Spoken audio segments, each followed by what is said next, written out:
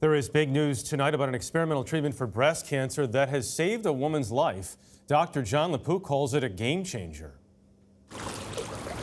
They say into each life, a little rain must fall. Rain's coming, big rain. For 52-year-old Judy Perkins, it's been a monsoon.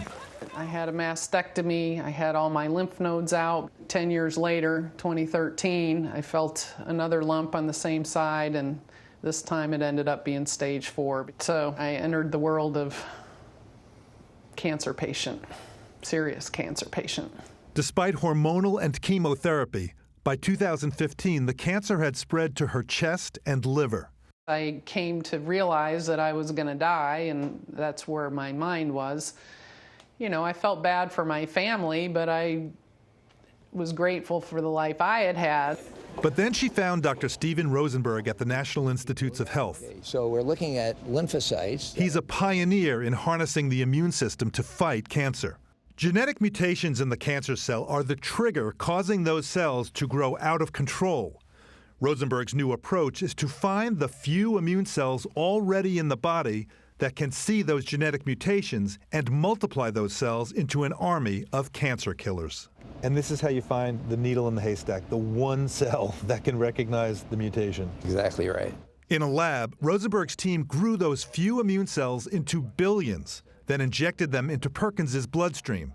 There, just like the immune cells appearing white in this picture, they ganged up to attack cancer cells. I think it had been maybe 10 days since I'd gotten the cells, and I could already feel that tumor starting to get soft, and I said, oh, it's working. In 10 days? Well, by then, I was like, dang, this is really working.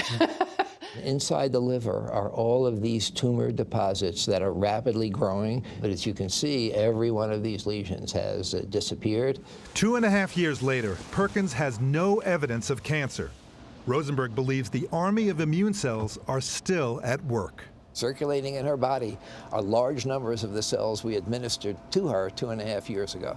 And that's fundamentally totally different from hormonal therapy, chemotherapy. That's correct. This is just one treatment that's necessary because the cells are alive. They are Judy Perkins.